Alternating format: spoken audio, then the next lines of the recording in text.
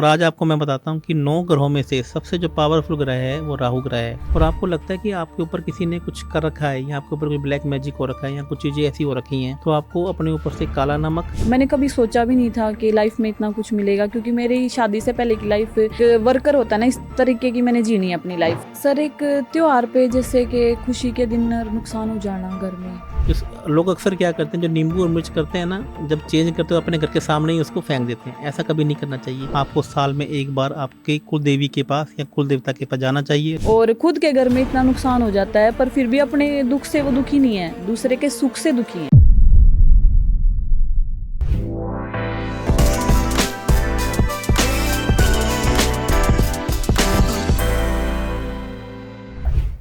Hello जी, राम राम सभी ने। तो भैया आप सभी का स्वागत है रजनी राठी व्लॉग में।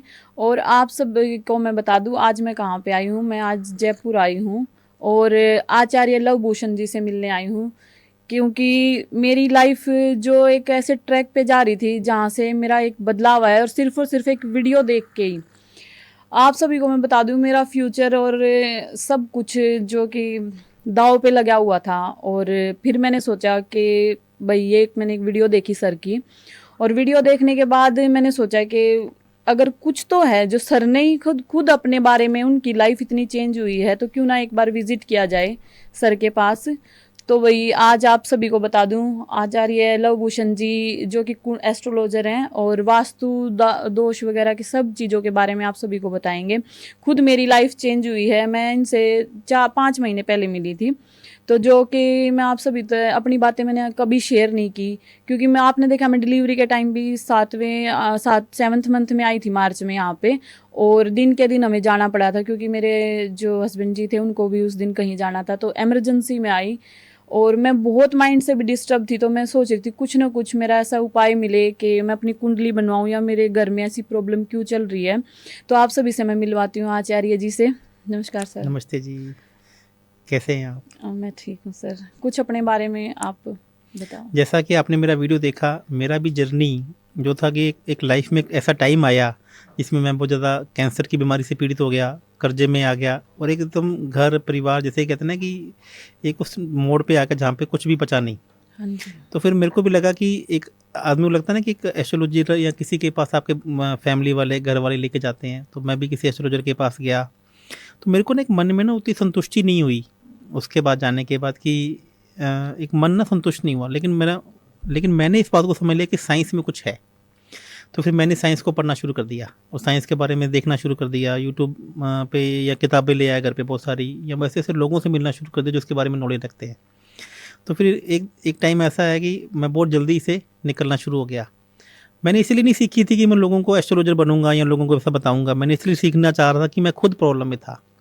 जब मैं ठीक होने लगा या ठीक हो गया, तो लोगों ने मुझसे पूछना शुरू किया कि आप कैसे ठीक हो गए। तो मैं लोगों को मैंने बताना शुरू किया। तो एक माउथ पब्लिसिटी इतनी हो गया कि अब मेरे को खुद गंगानगर से जयपुर में शिफ्ट होना पड़ा, और यहाँ पे एस्ट्रोलॉजी का एक ऑफिस मुझे खुद को बनाना पड़ा। ये तो बहुत अच्छी बात है सर कि आपने अपने ऊपर ही सबसे पहले अपने ऊपर ही सब कुछ अप्लाई किया, और उसके बाद आपने लोगों की लाइफ बदलने के बारे में भी सोचा। ये सबसे मतलब ये जो दौर चल रहा है ना, 90% लोग जो आप बता रहे हो इस चीज़ में फंसे हुए हैं।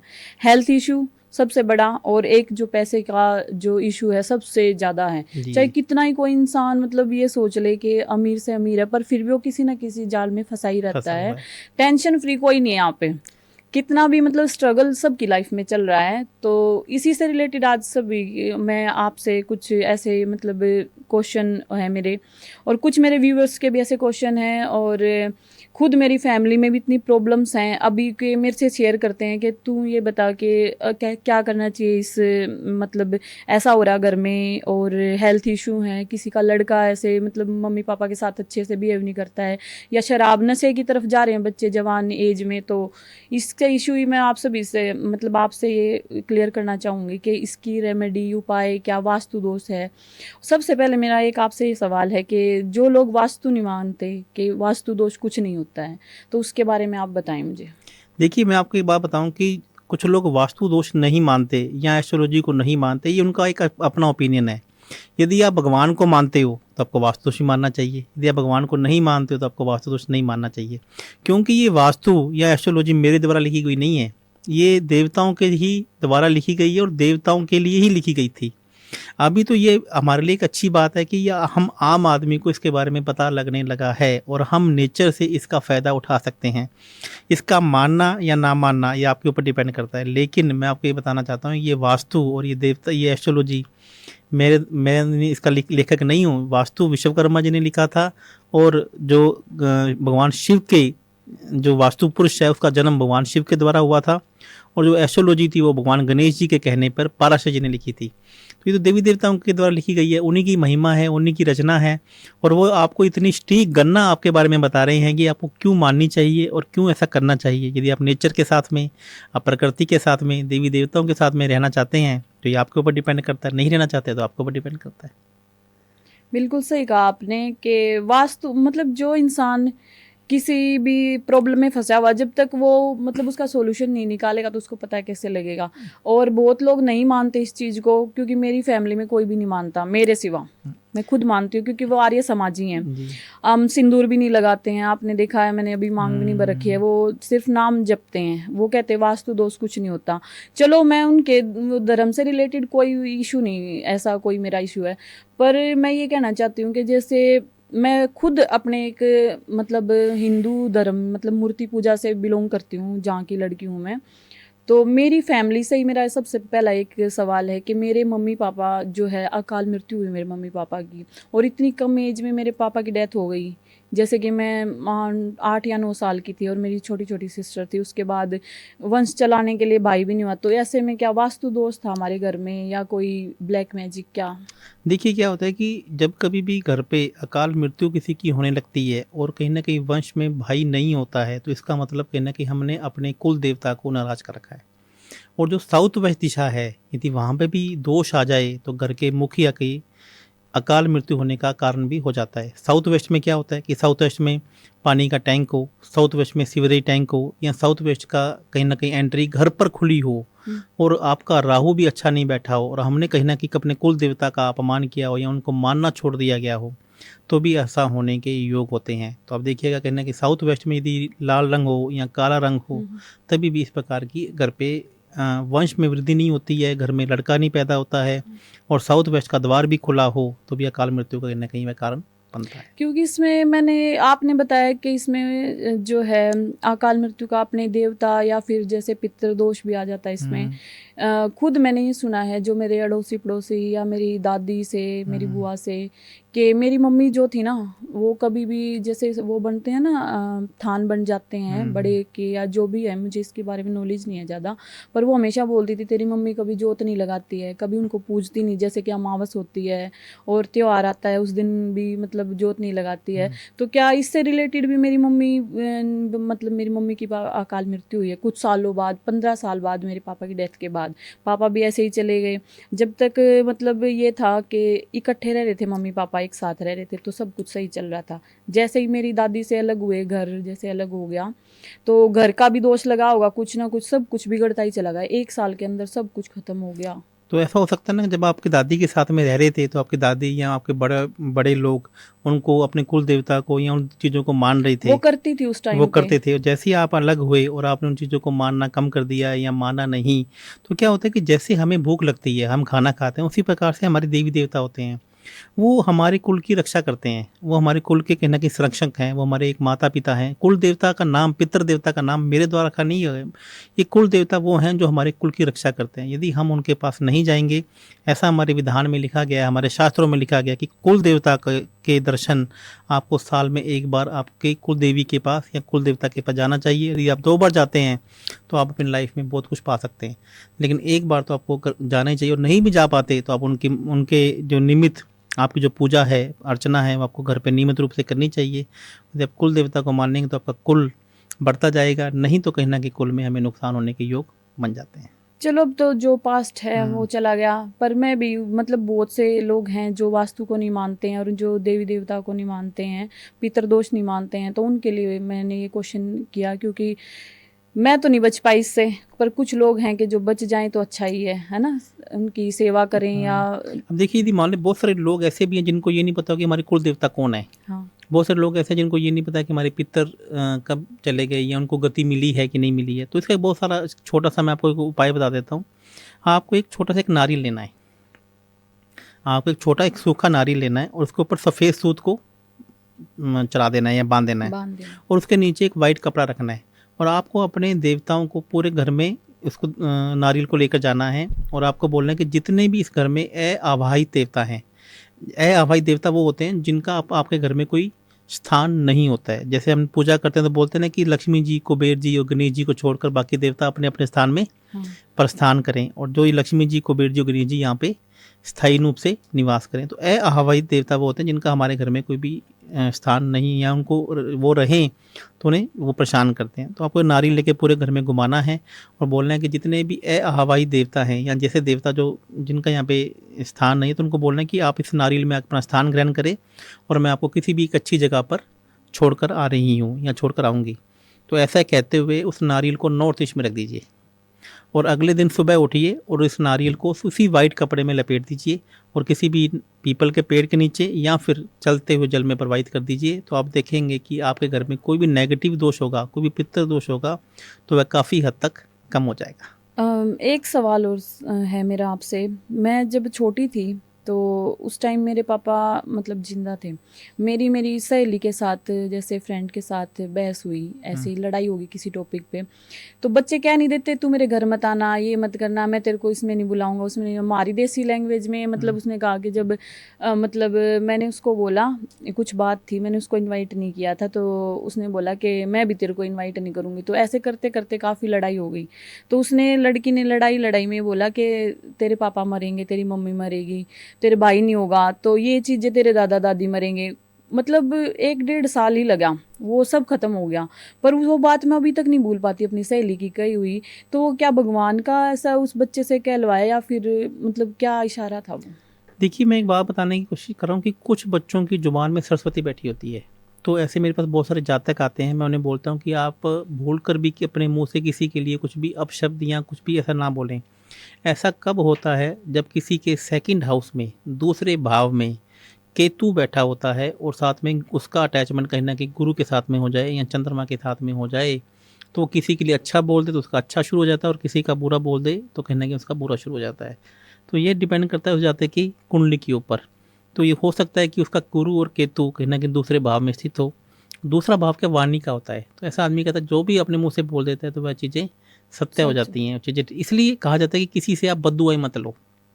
आपने जनरली सुनते हैं ना कि बद्दुआ का मतलब किसी बहुत का दिल असर मत पड़ता है। दुखाओ। हाँ। हाँ, किसी का दिल मत पर दुखाओ। वो उस टाइम पे तो इनोसेंट है, मतलब नहीं बच्चे नहीं, को मैं कुछ आपको, पता नहीं हाँ, है एक ना। मैं जनरली आपको एक बात बताने की कोशिश करता हूँ, इसलिए कहा जाता है किसी की दुआएं बदुआएं मत लो। ऐसा एक मतलब एस्ट्रोलॉजी में इसलिए ऐसा कहा जाता है कि पता नहीं कि कि किसी के किसके मुंह से निकली बात हाँ, कब सच हो कब जाए। सच हो जाए, क्योंकि उसके मुंह पे यदि मान लो सरस्वती बैठी हुई है उस वक्त, या केतु बैठा हुआ है, कहीं गोचर में भी केतु आ जाए, उस टाइम यदि किसी के गोचर में भी केतु आ जाए, जनरली आपने भी सुना नहीं कि यार मैं किसी के बारे में कुछ कहती हूँ बात सच हो जाती है, मेरे बारे में सच नहीं होती। तो ये बातें जनरली आकस्मिक अपने मुंह से निकली गई तब सच होती हैं जब केतु सेकंड हाउस में बैठा होता है। और लेकिन अब इसका मैं आपको एक उपाय बता देता हूँ।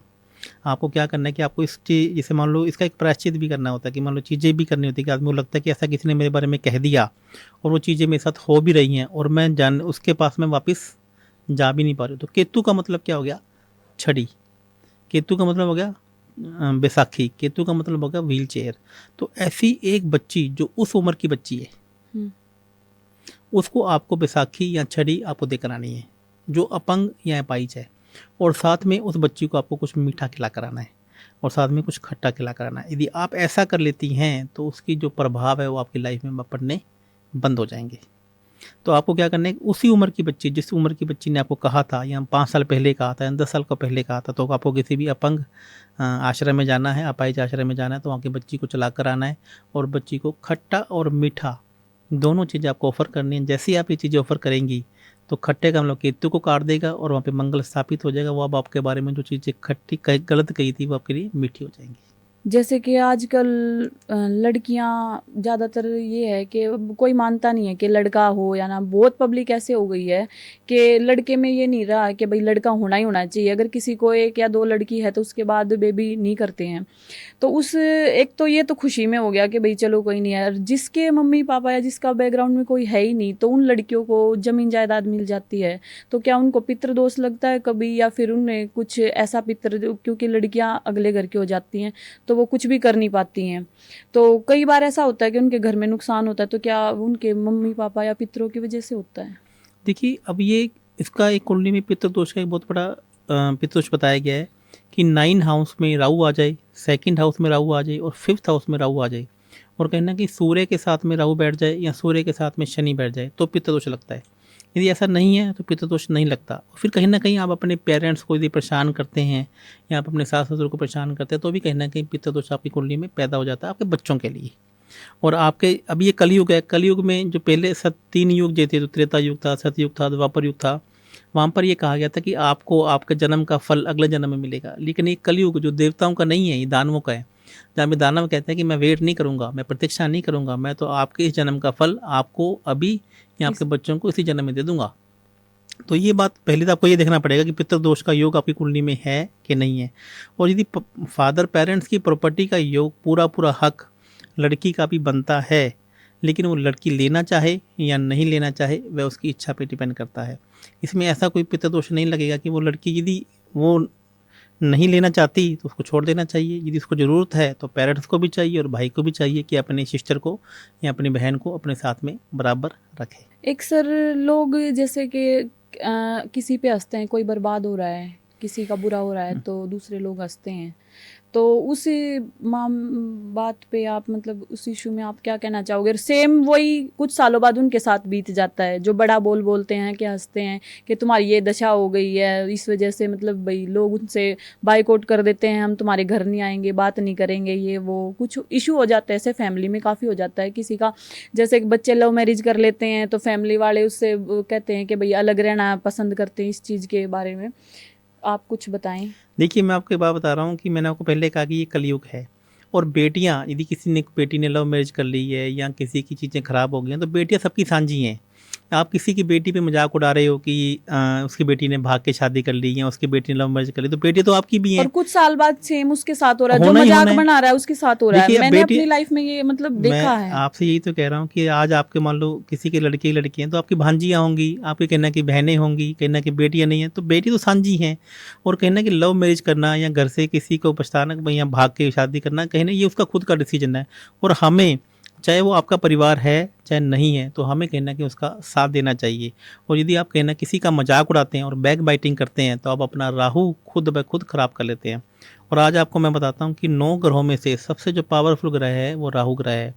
जैसे ही आप किसी का मजाक या उपहास उड़ाना शुरू कर देते हैं और बेटियों के मामले में शुरू कर देते हैं तो आपका राहु भी खराब हो जाता है और आपका बुध भी खराब हो जाता है। तो मैं आपको आज बताना जो कोशिश कर रहा हूँ कि आपको किसी के से संबंधित उसका सहानुभूति दें या उसकी मदद करें। यदि आप ऐसा नहीं कर पा रहे हैं तो अकेले में बैठ के कभी किसी का मजाक उड़ाएंगे तो आपका बुध भी खराब हो जाएगा और आपका राहु भी खराब हो जाएगा। सर, एक आजकल औरतें सोशल मीडिया पे आ गई ज़्यादातर, तो सोशल मीडिया पे ही चुगलियाँ चलती हैं ज़्यादातर। पहले क्या होता था ना कि घर में बैठ के चुगलियाँ चलती थी, अब ये देख उसकी वीडियो देख, फलाने की वीडियो देख, चलो वो भी कुछ नहीं है, पर फिर भी लोग मुंह पे मीठे बने रहते हैं और पीछे से इतनी चुगलियाँ करते हैं। तो वो उसको जो चुगली कर रहा है तो उसकी लाइफ में कितना प्रभाव पड़ता है? 100%। मैं ये तो कह रहा हूँ, बैक बाइटिंग, चुगली का जो वर्ड है ये भी कहना कि राहु है।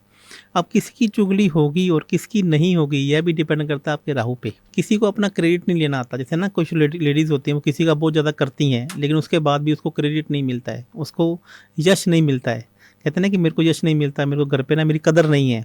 तो कहना कि यदि किसी का राहु खराब है तो उसको कदर नहीं मिलती है, और किसी का राहु अच्छा होता है वो किसी का कुछ ना भी करे तभी उसका नाम हो जाता है कि ये काम फलानी लड़की ने किया मतलब होगा। खाली बैठ के जो औरतें चुगली कर रही हैं वो अपना ही राहु खराब कर रही हैं, अपना ही राहु खराब कर रही हैं। हाँ। और जिसका राहु खराब होता है उसको आप देख रहे हैं, उसको एसिडिटी बहुत ज़्यादा बनेगी, उसके बाल जल्दी झड़ेंगे, उसके घुटनों में दर्द रहेगा, उसके ऐसे हेल्थ इशू आएंगे कि वो डॉक्टर के पास हो जाएगी लेकिन बीमारी में कुछ नहीं आएगा। पर फिर भी चुगलियाँ करना नहीं छोड़ेंगे क्योंकि मैंने देखा है कई औरतें मतलब ऐसा बर्बाद हो जाती हैं और खुद के घर में इतना नुकसान हो जाता है पर फिर भी अपने दुख से वो दुखी नहीं है, दूसरे के सुख से दुखी हैं। उनको आदत हो जाती है। नहीं, अभी ये बात बताए कौन की तो चुगलियाँ कर रही है, तेरा राहु खराब हो रहा है। हाँ, ये तो सही है। राहु का काम क्या है कि एकदम से चीज़ों को उड़ा के ले जाना, अपने घर की खुशी को एकदम से उड़ा के ले जाना, सामने वालों को पता ही नहीं लगने देना कि तेरे साथ क्या हो रहा है और तेरे साथ क्या प्लानिंग हो रही है। ये तो काम राहु का है। अच्छा, एक मेरी सहेली है, वो उसके पास मतलब अभी फ़िलहाल पैसे का बजट नहीं है कि वो आपसे अपॉइंटमेंट ले सके और कुछ कंसल्ट कर सके। उसकी लाइफ इतनी ख़राब चल रही है ना कि घर छोड़ दिया, बच्चे छोड़ दिए, और बिल्कुल इतना सिंपल नेचर उसका, मतलब इतनी अच्छी घर में जैसे कि रह रही थी कि नौकर की तरह उसको रखा जा रहा था, पर फिर भी उसकी लाइफ में 17 साल बाद ऐसा बदलाव आ गया कि उसको अपना ससुराल छोड़ना पड़ा। बल्कि पैसे की कोई दिक्कत नहीं थी, हस्बैंड कदर नहीं करते हैं, सास कदर नहीं करती, फैमिली मतलब ससुराल वाली बिल्कुल कदर नहीं करती है, और कुछ भी कमी नहीं है औरत में। उसमें कह दे कि आजकल औरतों की जबान ज़्यादा चलती, काम नहीं करते, तो इस वजह से क्या होता है ना कि सास बहू की अनबन हो जाती है। तो मेरा खुद का एक्सपीरियंस है कि उसमें ऐसा कुछ भी नहीं है, और फिर भी उसके घर वाले एक्सेप्ट नहीं कर रहे उसको, तो वो अपनी लाइफ से काफ़ी ज़्यादा परेशान है। उसके लिए कुछ सॉल्यूशन। मैं आपको बताऊं कि पास्ट कर्मा, कहीं पूर्व जन्म में हो सकता है कि उसने अपने कहीं ना कहीं ये सब चीज़ें अपनी लाइफ में कहीं ना कहीं की हो, तो उसको इस जन्म में भुगतनी पड़ रही हैं। तो इसके लिए ना इस जन्म में हमारे देवी देवताओं ने एक पश्चाताप करने का एक हमें रास्ता भी बताया है। यदि आपका 7th हाउस खराब होता है, 7वां घर खराब होता है, तो आपका मैरिज खराब हो जाती है, मैरिज की लाइफ खराब हो जाती है। और 7वें घर से दूसरा घर खराब होता है, जिसे ससुराल का घर कहा जाता है। यदि वो घर खराब हो तो ससुराल पक्ष आपका आपसे बिगड़ जाता है। तो अभी किसी की कुंडली हमारे पास नहीं है, तो अभी मैं आपको इसके 2-3 इसके उपाय बता देता हूँ कि आपको आपके फैमिली का फ़ोटो साउथ वेस्ट में लगाना चाहिए। आपके घर में साउथ वेस्ट में कभी भी हरा रंग नहीं होना चाहिए। और आपको एक पितरों की मूर्ति या पितरों की फ़ोटो को भी साउथ वेस्ट में लगाना चाहिए, और पितरों को लगातार आपको पूजना चाहिए। और आपको लगता है कि आपके ऊपर किसी ने कुछ कर रखा है, या आपके ऊपर कोई ब्लैक मैजिक हो रखा है, या कुछ चीज़ें ऐसी हो रखी हैं, तो आपको अपने ऊपर से काला नमक, फिटकरी, काली मिर्च, हरी मिर्च, लोबान लोबान एक धूप आती है, इन चारों चीज़ों को, पांचों चीज़ों को अपने ऊपर से वार के शनिवार को किसी भी चौराहे में रख के जला के आना चाहिए। यदि आप ऐसा कर लेते हैं तो एकदम नेगेटिविटी जो आपके ऊपर है वो उसको पूरा कम होने का योग आपके ऊपर बन जाता है। और आपको और अपने हस्बैंड की फ़ोटो को नॉर्थ वेस्ट में भी लगानी चाहिए। यदि नॉर्थ वेस्ट में लगा देते हैं तभी आपके लिए फ़ायदा होगा। और एक बात और, मोस्टली लेडीज़ घर पे क्या गलती करती हैं कि नींबू और मिर्च को इकट्ठा रख देती हैं। ये तो मैंने भी सुना था, क्योंकि मैंने एक बार ना फ्रिज में रखा हुआ था ऐसे ही, तो व्लॉगिंग करती हूँ मैं, तो उन्होंने किसी ने, मेरी सिस्टर ने ही बोला कि ना रजनी तू एक काम करना, नींबू को और मिर्च को अलग रखना, एक साथ कभी मत रखना। तो अब मैं क्या करती हूँ, ऊपर वाली सेल्फ में मैं अलग से मिर्च रख देती हूँ, नींबू रखते हैं। पर मेरे को ये समझ में नहीं आया कि मतलब नींबू और मिर्च को अलग क्यों रखना चाहिए। क्योंकि नींबू और मिर्च के नेगेटिविटी ऑब्जर्वर हैं बहुत ज़्यादा। जब भी दोनों इकट्ठे करते हैं, जैसे आप देखा होगा ना, घर के बाहर नेगेटिविटी कम करने के लिए 7 मिर्चें और एक नींबू को लटकाया जाता है। ये एक बहुत ज़्यादा नेगेटिविटी एक रिमूव करते हैं। और जब आप इन दोनों को घर के बाहर लटका देते हो, और जब ये नेगेटिविटी ऑब्जर्व कर लेते हो, आप क्या करते हो, हर शनिवार इसको चेंज कर देते हो। लेकिन जब ये दोनों आपस में इकट्ठे होकर आपके फ्रिज में रहेंगे और आप वही नींबू मिर्च इकट्ठे खाएंगे, तो आपके घर में क्या होगा, नेगेटिविटी आएगी। आपके घर में क्या होगा, तनाव होगा। आपके घर में क्या होगा, लड़ाइयाँ होंगी। तो आपको इन दोनों को इकट्ठे नहीं रखना है, आपको इन दोनों को अलग अलग करना है। और यदि आपके सास और बहू के झगड़े ज़्यादा हो रहे हैं तो दूध और दही को इकट्ठा मत रखो। जब भी आपके फ्रिज में रखना चाहिए तो दूध को अलग रखो, दही को अलग रखो। और घर में दूध से दही जमाना बंद कर दो। यदि सास और बहू के झगड़े ज़्यादा हो रहे हैं तो फिर दही कैसे तो जमाएंगे। दही मार्केट से लेकर आओ। अच्छा, घर में जमाना बंद घर कर में दें। जमाना बंद करो। जब जब दूध फटेगा तब तक घर में सास और बहू का झगड़ा होगा। यदि ऐसा योग होता है कि जब जब चंद्रमा और शुक्र इकट्ठा बैठ जाता है किसी जाति का की कुंडली में, तब सास और बहू की नहीं बनती है। तो आपको घर में दूध से दही बनाना बंद कर देना है। आप मार्केट से लेकर आइए, और किसी भी फ्रिज में या कहीं भी रसोई में आपको दूध और दही को इकट्ठा नहीं रखना है। आप करके देखिए, आप ऐसा कर लेती है तो सास और बहू के झगड़े खत्म हो जाएंगे। चलो, ये तो अच्छा है कि आजकल सास बहू के काफ़ी ज़्यादा झगड़े होते हैं। तो भैया आप सभी के लिए रेमेडी है। तो मेरे से क्वेश्चन करती रहती हैं कि हमारी सास के साथ नहीं बनती है, या सास है तो वो कहती है हमारी बहू अच्छी नहीं है। तो आप भी ये रेमेडी ज़रूर करके देखना। और सर मेरा मतलब ये सवाल है, मैं इतनी ज़्यादा पढ़ी लिखी नहीं हूँ, तो मेरी लाइफ में इतना मतलब फेम हुआ, अब काफ़ी ज़्यादा मेरे को चेंजेस मिल रहे हैं। मैंने कभी सोचा भी नहीं था कि लाइफ में इतना कुछ मिलेगा, क्योंकि मेरी शादी से पहले की लाइफ एक तरह से मतलब ऐसा लग रहा था कि जैसे कि एक वर्कर होता है ना, इस तरीके की मैंने जीनी है अपनी लाइफ। तो मैंने सोचा भी नहीं था कि मैं ऐसी लाइफ जीऊँगी, ऐसा कुछ होगा। मैंने कुछ किया ही नहीं है, अपने आप चीज़ें बदलती जा रही हैं लाइफ में। तो इसमें क्या मेरा, देखिए क्या होता है कि अभी ये आपने बोला कि शादी के बाद आपका लाइफ में चीज़ें चेंज होगी। हो सकता है कि आपके 7th हाउस का मालिक आपके 3rd हाउस में बैठा हो, या 7th हाउस का मालिक आपका 11th हाउस में बैठा हो, या फिर 7th हाउस का मालिक आपका 9th हाउस में बैठा हो। तो ऐसा होने से क्या होता है कि शादी के बाद एकदम से नेम एंड फेम होने के योग बन जाते हैं।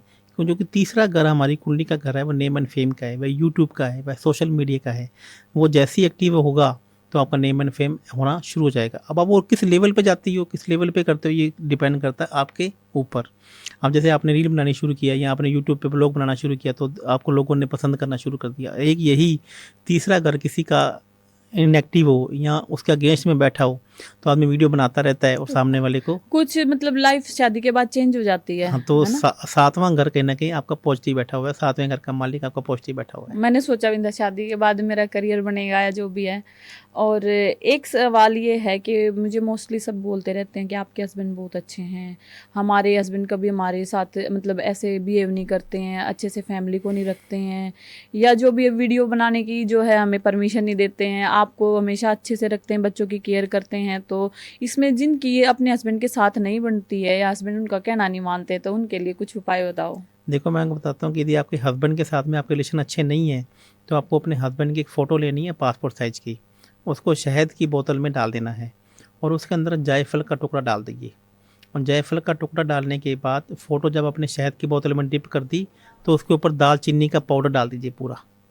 पूरे दालचीनी की पाउडर की लेयर बना के अब उसकी जो शहद की बोतल आप उसको बंद कर दीजिए, उसके ऊपर लाल कपड़े को बांध दीजिए और आप उसको फ़ोटो को कहीं भी साउथ में ऐसी जगह रख दीजिए जिसके ऊपर रोशनी ना पड़े। आप देखेंगे कि आपका हस्बैंड आपकी बात भी मानेगा और आपके पास शहद की तरह मीठा भी आ जाएगा और उसके रिलेशन आपसे बहुत अच्छे भी बन जाएंगे। ये भी सही आपने बताया कि क्योंकि ज़्यादातर आजकल यही है, सब फ़ोन में घुसे रहते हैं। हस्बैंड अपने आराम से ऑफिस से आएंगे, फिर वो बातें नहीं करते, खाना खुना खाया आराम से सब फ़ोन चलाते हैं सोशल मीडिया पे। तो क्या है ना कि फैमिली का आज के युग में फैमिली का एक साथ होना बहुत ज़्यादा महत्व रखता है और हो नहीं पाता है ऐसा कुछ। तो शायद ऐसा है कि आपकी रेमेडी कुछ काम कर जाए। और मेरी जो फ्रेंड्स हैं जो मेरे से पूछती रहती हैं तो उनके लिए ये है कि भाई देखो मैंने तो कोई रेमेडी नहीं किया है। कहते हैं कि अपने कर्म बहुत ज़्यादा इंसान के जो साथ देता है। तो मैंने कभी किसी के लिए गलत नहीं किया और कभी फॉर फ्यूचर भी नहीं चाहती कि मेरा दिमाग ऐसा हो, चाहे भगवान जैसे भी मर्जी रखना चाहे मैं उसको एक्सेप्ट करती हूँ। सबसे पहले तो मेरी एक या अपने आप ही एक खूबी है, तो अपने आप ही चीज़ें मेरी अच्छी होती चली जाएंगी। पर कुछ सर की हेल्प से मेरी लाइफ इतनी चेंज हुई है कि जब मैंने अभी 7th मंथ में मैं सर के पास आई थी तो वास्तु का मेरी लाइफ पे कितना असर पड़ा है मैं आपको बताती हूँ इस चीज़ को। और मैंने एक बार आपको बताया भी था कि मैं आपको बताऊंगी कि जो मेरा मतलब बेबी हुआ था 7th मंथ में, बेबी के टाइम पे प्रॉब्लम आ गई थी, तो वो मेरी वास्तु के ही हिसाब से सही हुई और वास्तु की वजह से ही मैंने कुछ चीज़ें गड़बड़ कर दी थी, वो मुझे बाद में पता लगी हैं। तो क्या हुआ ना था कि जैसे कि मैं प्रेग्नेंट थी उस टाइम पे, तो मेरा अल्ट्रासाउंड होना था जो कि 6.5 या 7 महीने पे होता है। तो उस टाइम पे एक हुआ था 5.5 महीने पर, एक 7.5 महीने पे हुआ था। तो जो 7.5 महीने वाला था ना उसमें कॉम्प्लिकेशंस ज़्यादा आ गई थी कि जैसे ही अल्ट्रासाउंड करवाने गए तो डॉक्टर ने बोला कि बेबी के गले में 2 बार ओवरनाल फंसी हुई है और पानी भी लेवल से ज़्यादा है। अगर नेक्स्ट टाइम 15 दिन बाद हम जो है अल्ट्रासाउंड करेंगे तो हमें 8वें महीने में ही बेबी को जो है उठाना पड़ेगा, ऑपरेशन करना पड़ेगा। तो वो मेरी चीज़ें जो मेरी वजह से ही हुआ था ये कि मैंने वास्तु के हिसाब से कुछ चीज़ें गड़बड़ कर दी। और ये लाइफ में मैंने खुद मतलब ये सोचा है, जिस दिन मैं अल्ट्रासाउंड करवा के घर पे गई तो क्या हुआ ना, जहाँ पे सर ने मेरे को बोला था, मैंने रेमेडी वगैरह बताई थी कि यहाँ पे आपको कुछ चीज़ें ऐसी रखनी है इस साइड में कि जो आपको ज़्यादा अट्रैक्टिव करती हैं, जो आपको चाहिए अपनी लाइफ में, वो चीज़ें आपकी अपनी जैसे कि सबसे ज़्यादा फेम, पैसा, जो चीज़ें इंसान को चाहिए होती हैं। तो वो मेरी जो दिशा बताई थी उस दिशा में मैंने 2 मटके रख दिए थे। आप मेरे पिछले व्लॉग में देख भी लेना, एक छोटा और एक बड़ा पानी के भर के। और डेली उनको मतलब मैं खुद पीती थी उसको पानी को, क्योंकि मैं चाहती थी कि मैं पानी पीने के लिए किचन में भी ना जाऊं, यहीं से यहीं पानी पी लूँ। और एक रूम में मटका ठंडा भी रहता है, एसी चलता रहता है, तो इस वजह से मेरा थोड़ा सा ये था। पर उसी दिन मैं आई तो चेयर पे बैठी ऐसे सोचती रही कि ऐसा क्यों हुआ मेरे साथ ऐसा, और मेरे को लग भी नहीं रहा कि कुछ गलत होगा, पर फिर भी अल्ट्रासाउंड की रिपोर्ट में ऐसा गलत क्यों आया।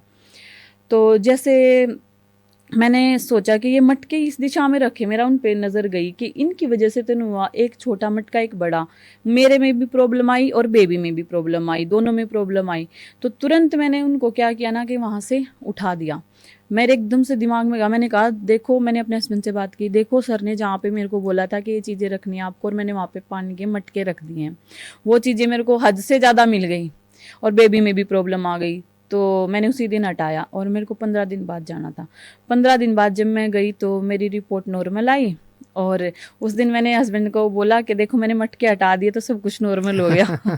तो ये चीज़ मेरी लाइफ में काफ़ी ज़्यादा मतलब इफेक्ट हुआ है। और वास्तु वैसे मानती नहीं हूँ, आपने देखा मेरे घर में 2 किचन हैं, पर मेरी एक किचन जो है मैंने सर से भी डिस्कस किया था, अगर जैसे हम गलत दिशा में रोटी या गैस चूल्हा रखते हैं तो उसका हमारी लाइफ पे या हमारे पैसे पे किस चीज़ पे असर पड़ता है। मेरी लाइफ में तो मतलब ऐसा हुआ कि सब कुछ, ये समझ लो जब से हमने घर में शिफ्ट हुए हैं तो बर्बाद ही होता चला गया सब। देखिए क्या होता है कि इसमें ना हमारे एक 5 जोन होते हैं। जैसे एक पानी का जोन है, जैसे नॉर्थ, नॉर्थ ईस्ट और ईस्ट। इसमें नॉर्थ को और नॉर्थ ईस्ट को पानी का जोन माना गया है। यदि आप यहाँ पे अग्नि लगा देते हो, अग्नि का मतलब किचन लगा दी, यहाँ पे खाना बनाना शुरू कर दिया, तो पानी डिस्टर्ब हो गया। अब एक अग्नि के बारे में एक बहुत बड़ी कहावत है। अग्नि के बारे में क्या कहा जाता है कि आप मुझे खाना दोगे तो मैं जीवित रहूँगी, आप मुझे पानी दोगे तो मैं मर्त हो जाऊँगी। अब खाना क्या कि उसमें हवन सामग्री है। जैसे आप खाने के अंदर हवन, अब जब हवन करते हैं तो अब हवन को हवन सामग्री देते हैं तो क्या रहती है, वो जीवित रहती है। और जैसे ही उस पर पानी डालते हैं तो अग्नि क्या होती है कि मर्त हो जाती है। तो जैसे ही आपने पानी वाले जोन में अग्नि जला दी तो ना तो अग्नि रही ना पानी रहा, दोनों डिस्टर्ब हो गए। आपको हेल्थ इशू आने शुरू हो गए, पैसे से संबंधित समस्या आनी शुरू हो जाती हैं। तो ये वास्तु इन नेचर का रूप है। जैसे ही अब अग्नि का जोन कौन सा है, साउथ ईस्ट और साउथ। जहाँ यहाँ पे यदि आपने पानी का टैंक रख दिया, अंदर खड्डा कर दिया, तो आपने अग्नि को ख़त्म कर लिया। तो साउथ वेस्ट जो कुल देवता का जोन है, जो पितरों का जोन है, और यहाँ पे आपने खड्डा कर दिया, यहाँ पे आपने किचन कर दी तो उनको ख़राब कर दिया। तो एक ये नेचर का एक बनाया हुआ चीज़ें हैं। जैसे हमारी बॉडी प्रकृति बनी हुई है, जैसे हमारी बॉडी में 70% पानी है, उसी प्रकार से ब्रह्मांड में 70% पानी है। और आप जितने भी घरों में चीज़ें यूज़ करते हैं उसमें 70% पानी है। आप बताओ कि ऐसा कौन सा प्रोडक्ट है जो बिना पानी के बनता है? कोई नहीं बनता है। तो आपको नेचर को यूज़ करना पड़ेगा, आपको नेचर को समझना पड़ेगा। आपको ये देखना पड़ेगा कि आपकी किचन अग्नि जोन में हो या फिर वायुव्य कोण में हो। वायुव्य कोण होता है नॉर्थ वेस्ट, वायु कोण में भी हो सकती है और साउथ ईस्ट में या साउथ में भी हो सकती है। यदि आप इसी जोन में बनाते हैं तो आपकी चीज़ें बैलेंस रहेंगी, आप नेचर के साथ में रहेंगे और आपको किसी भी काम को करने के लिए कम प्रयास करने पड़ेंगे। सर एक त्योहार पे जैसे कि खुशी के दिन नुकसान हो जाना घर में और कंटिन्यू होते रहना, कि जैसे कि एक के बाद एक त्यौहार आ रहा है, साथ में मतलब सेलिब्रेशन भी नहीं कर पाते और नुकसान हो जाता है। जैसे कि मेरे साथ हुआ है ये सब। जैसे न्यू ईयर था, सबसे पहले दिवाली वाले दिन गाय मर गई, उसके बाद न्यू ईयर आया। न्यू ईयर वाले दिन जो प्रेग्नेंट भैंस थी हमारी, उसने बच्चा डाल दिया। उसके बाद नेक्स्ट फिर भैंसों में ही ऐसा हुआ, होली आई, होली वाले दिन भैंस मर गई। इस तरीके से ये 1.5 साल तक सब कुछ चलता रहा। जो प्रेग्नेंट भैंस थी वो मतलब पूरे टाइम पे उनकी डिलीवरी नहीं हुई, हाफ में ही जो है वो मतलब भैंस समझ लो एक तरफ से हाफ रेट की हो जाती हैं, ना दूध दे पाती हैं और ना ही वो आगे फलने के लिए तैयार होती हैं। तो ऐसे में मेरे घर में काफ़ी ज़्यादा नुकसान हुआ है। तो त्योहार पे हुआ, ये क्यों होता है ऐसा? देखो, त्योहार पे यदि कोई अनहोनी होती है तो कहीं ना कहीं आपसे देवता नाराज हैं और आपने कहीं ना कहीं वास्तु में बहुत बड़ा दोष कर रखा है। फिर आके मतलब वास्तु दोष इतना है, होता है, ऐसा है कि लाइफ में इतना इफेक्ट है कि इंसान को बर्बाद कर देता। 100%, इसमें कोई डाउट ही नहीं है।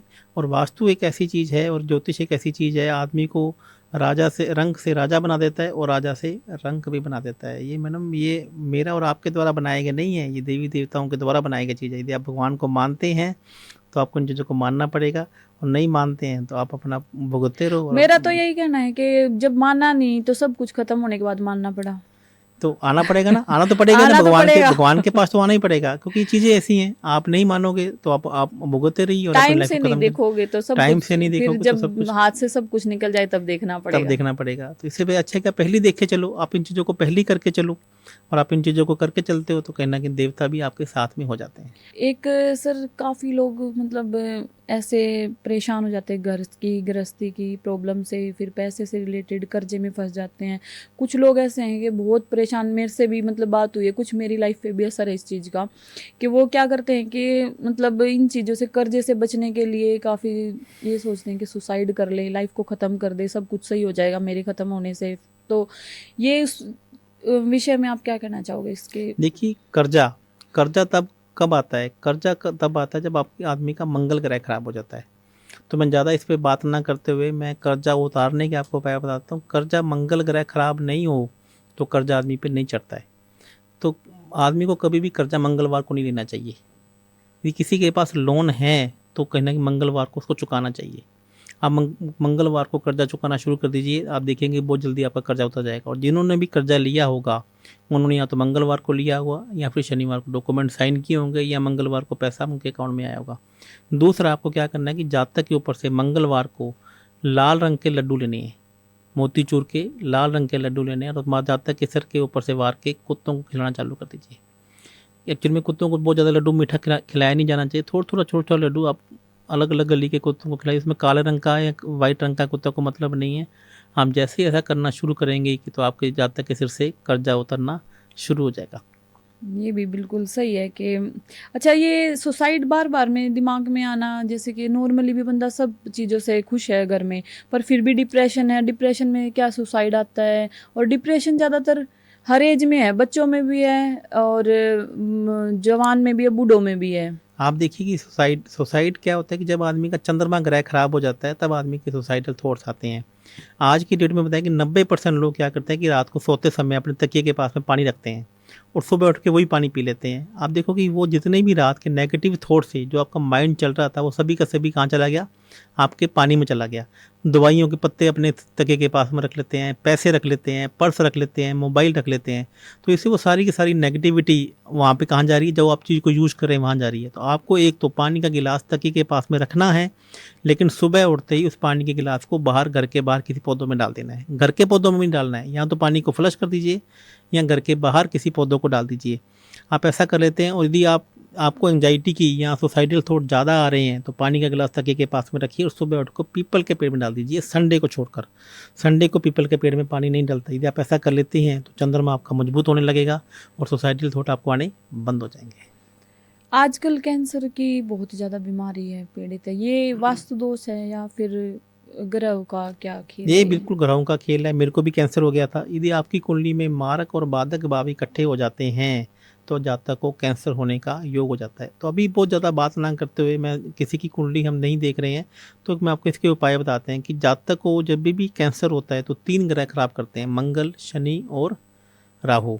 तो मंगल की वस्तुएं क्या है, छुआरे, ड्राई डेट्स, आप कुछ 5-6 पीस ड्राई डेट लीजिए। और शनि मैंने बादाम, और जो नारियल, जो सूखा नारियल है या फिर जौ, ये राहु की आइटम है। तीनों वस्तुओं को आप लीजिए और अपने घर में उनको भिगोना शुरू कर दीजिए पानी के अंदर डाल। पहले आपको तीनों वस्तुओं को इकट्ठा करके एक बर्तन में डालना है और उसके ऊपर से पानी डालना है। कहीं ऐसा नहीं कीजिए कि पहले पानी डाल दीजिए और उसके ऊपर से वस्तु को डाल दीजिए।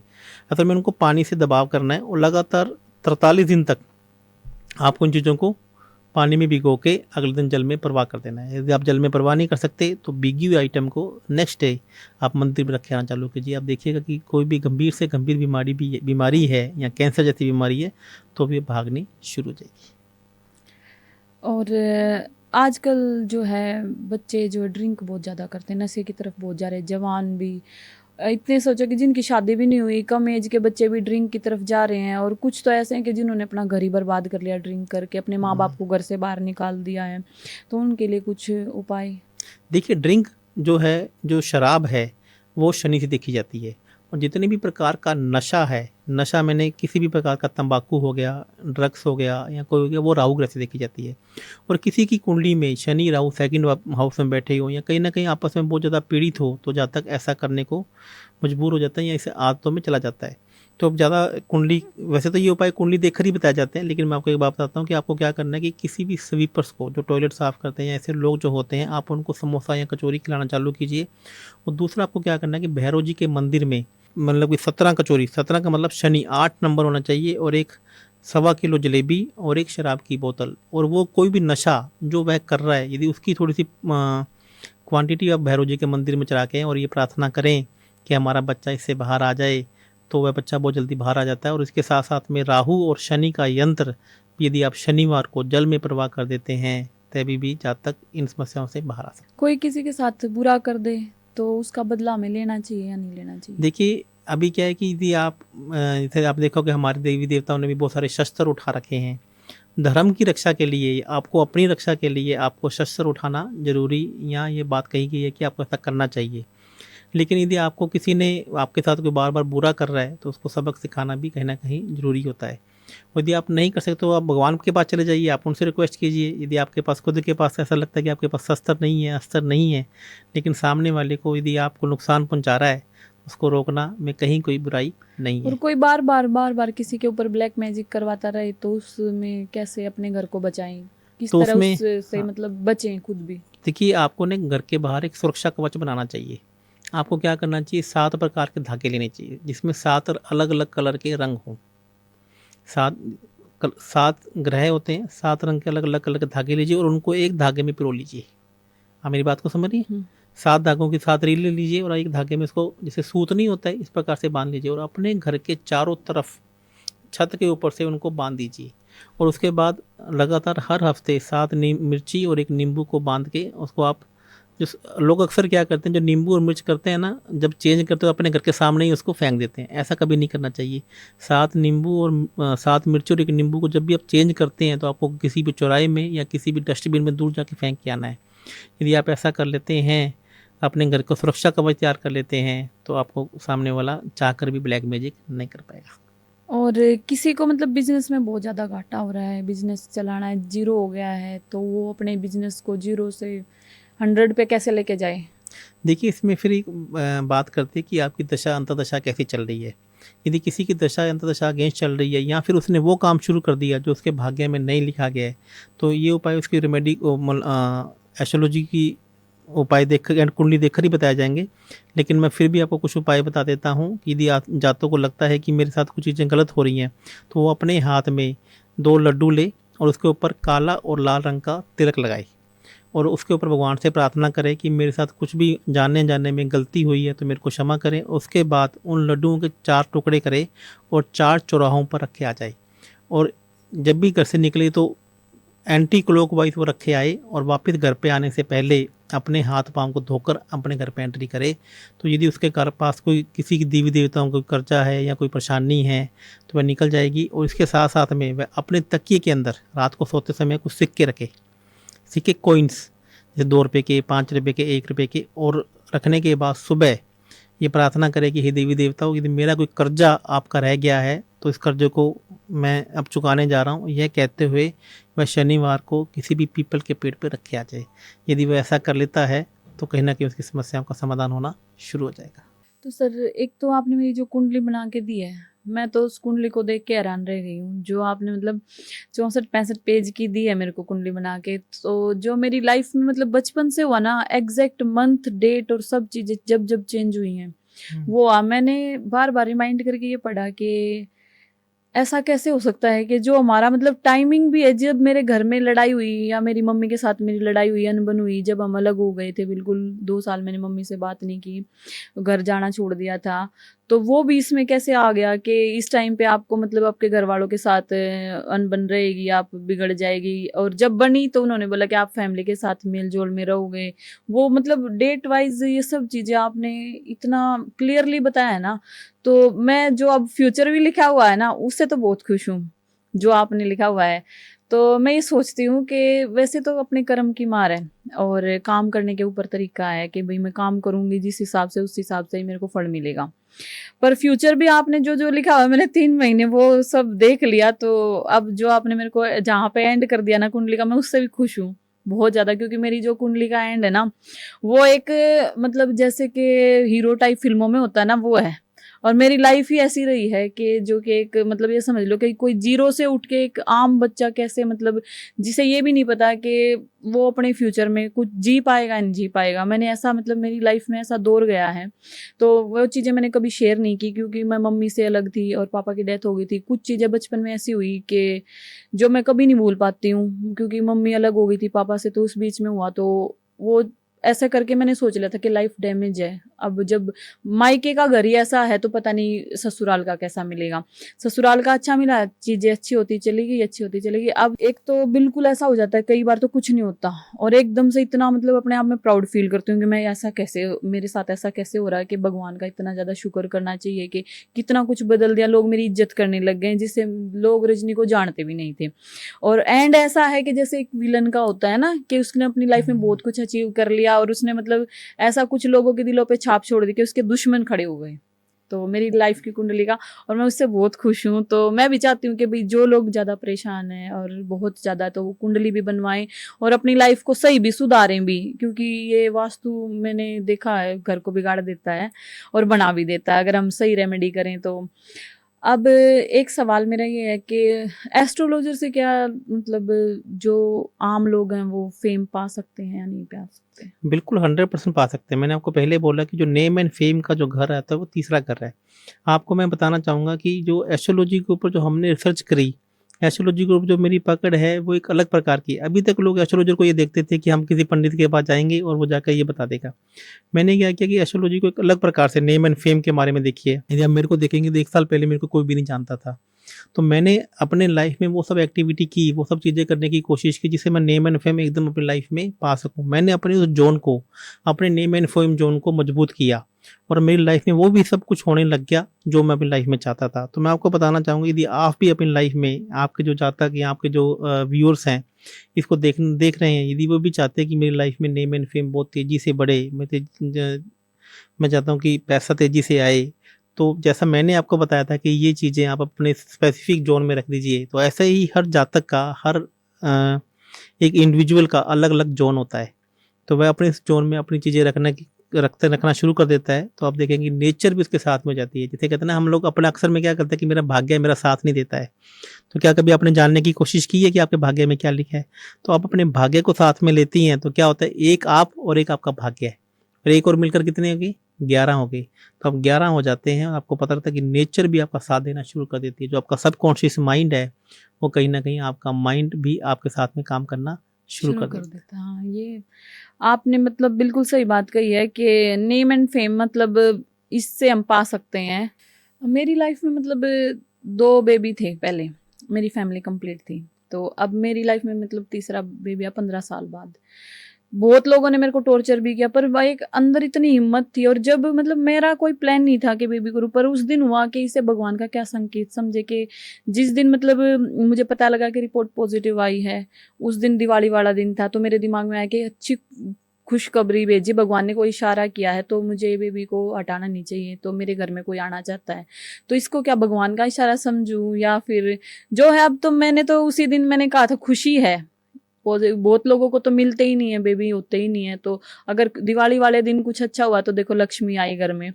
तो ये क्यों हुआ मेरे साथ ऐसा 15 साल बाद कि मेरा माइंड भी ऐसा डाइवर्ट हो गया कि उस दिन हुआ तो अब मेरे को बेबी रखना है। तो देखिए क्या होता है कि एक वंश वृद्धि का जो योग होता है कि 5वां घर होता है। 5वां घर जब भी आदमी का एक्टिवेट हो जाता है, तो एक वंश वृद्धि का या बच्चा होने का योग बनता है।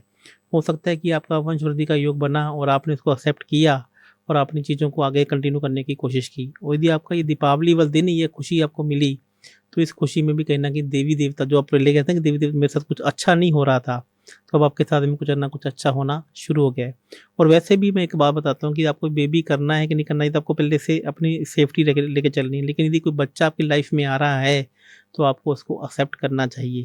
चाहे फिर वो 2 बच्चे हैं, ये चाहे वो भगवान 3 का बच्चे हैं, तो इसमें कोई वो नहीं है, ये भगवान का कहीं दिया ना दी कि आशीर्वाद है, तो आपको उसको एक्सेप्ट करना चाहिए।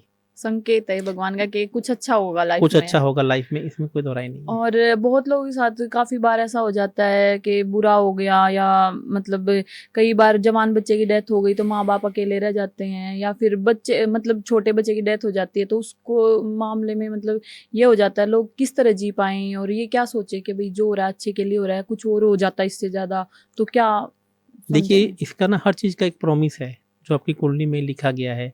हम इसमें एक आयु की कैलकुलेशन भी की गई है, जबकि मैं आयु की कैलकुलेशन नहीं करता हूँ। क्योंकि आदमी को क्या लगता है कि मान लीजिए कि मैं अपनी आयु की कैलकुलेशन कर लूँ और 20 साल मेरे को पड़े हैं, तो कहीं न कहीं 20 साल भी मेरे को कम लगने लग जाते हैं। तो मैं तो इसमें मेरा ये मानना है कि जब तक आप जिएँ, तो आप अपनी ज़िंदगी को 100% जिएँ। लेकिन यदि आपके साथ में कुछ ऐसी अकाल चीज़ें हो जाती हैं या कहीं न कहीं, तो ये सब पहले से भगवान का एक लिखा हुआ एक ग्रह नक्षत्रों का एक खेल है, जिसे हमें कहीं न कहीं अपने आप को इसको एक्सेप्ट करना पड़ेगा। एक्सेप्ट करना पड़ेगा।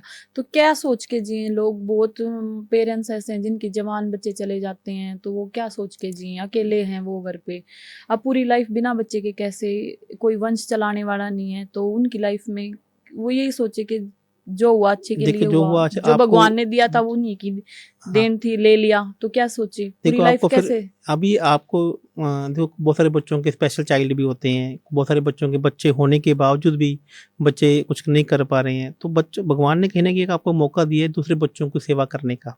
तो ऐसे जहाँ तक यदि किसी की लाइफ में कुछ अनएक्सेप्टेड घटनाएं हो गई हैं तो उनको उनसे सबक लेके लोगों की लाइफ को सुधारने का प्रयास करना चाहिए। उन्हें भगवान निरंतर रूप से आश्रम में जाना चाहिए, हैंडीकैप्ड बच्चों की सेवा करनी चाहिए, ऐसे लोगों को आइडेंटिफाई करना चाहिए जो लोग जिनके पास माँ बाप नहीं है, कुछ के पास बच्चे नहीं है तो कुछ के पास माँ बाप नहीं है।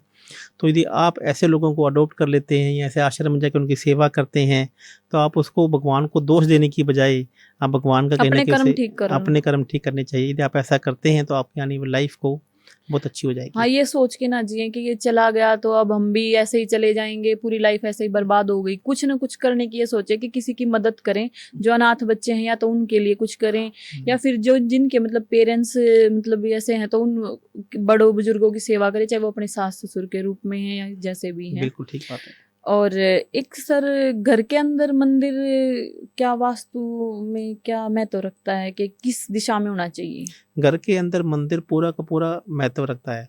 घर के अंदर जो 3 जोन को प्योर जोन कहा गया है, जिसमें उत्तर दिशा, नॉर्थ ईस्ट यानी कि ईशान कोण, और पूर्व दिशा यानी कि ईस्ट दिशा, इन 3 जगहों पर ही मंदिर होना चाहिए क्योंकि इनको प्योर जोन कहा गया है और ये एनर्जी के सोर्स सेंटर हैं। यहाँ से एनर्जी या एयर या प्रकाश का वास होता है।